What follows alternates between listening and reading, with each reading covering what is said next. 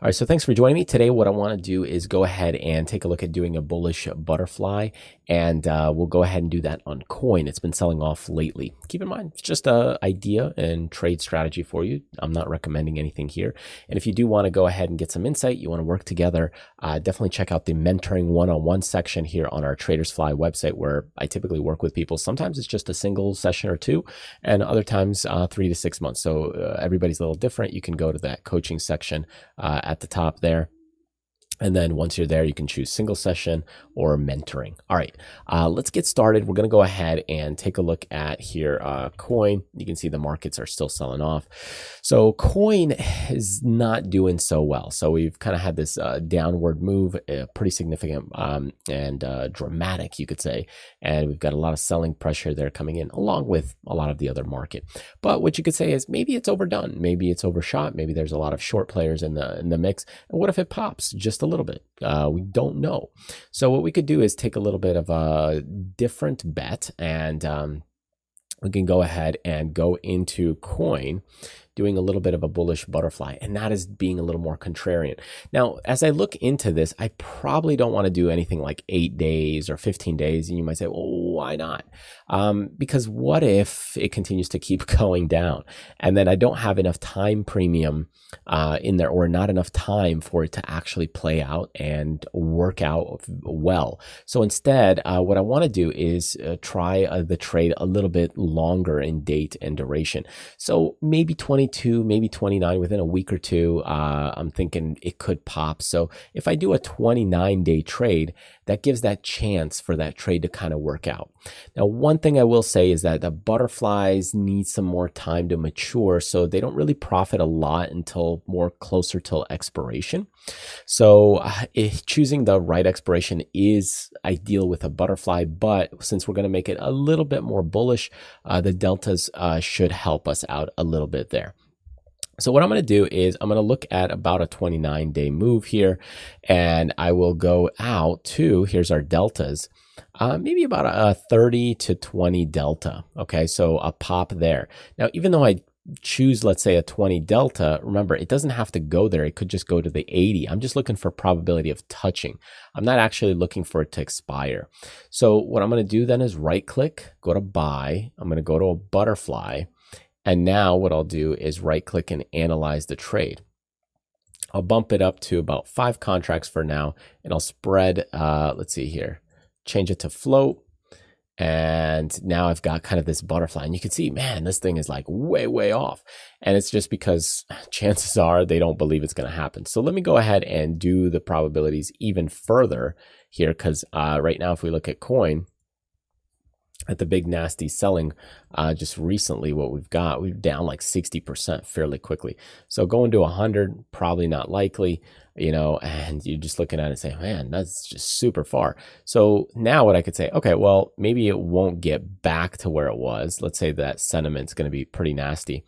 How about we go 75, 80, and 85? What if we do a butterfly like that? And then again, what you're seeing is the debit is it's super cheap. I'm gonna go make sure I'm on today.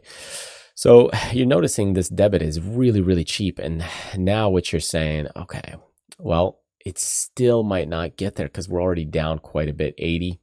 And then what I'll do is, again, you know, tweak it just a bit, because there's my 80. Now I'm at a 29 delta.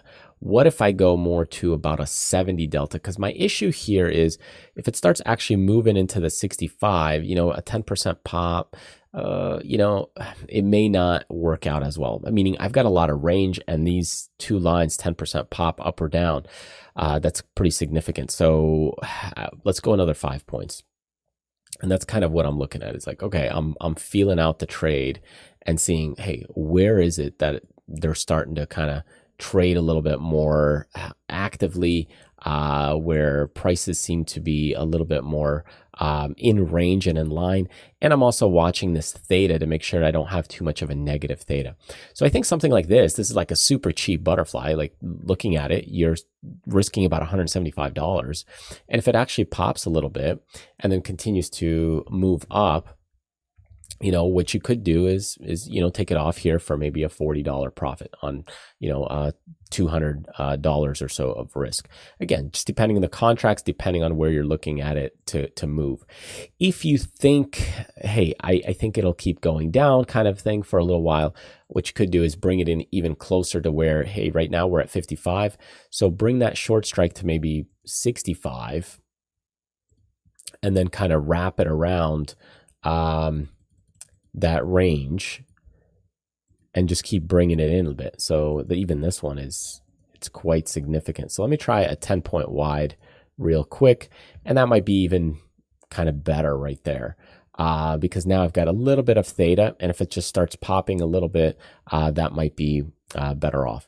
So here I could let's just do one simple little contract, taking a cheap shot, risking $115. That is it, 115 at max loss. And if this continues to pop, that could work out well. The downside with this is if it pops, let's say $5, then another 5, then another 5. So if it overshoots, I get a little bit of a problem because my theta is kind of weak. It's only about $1.59 or so. And that's why I want to make it a little more bullish.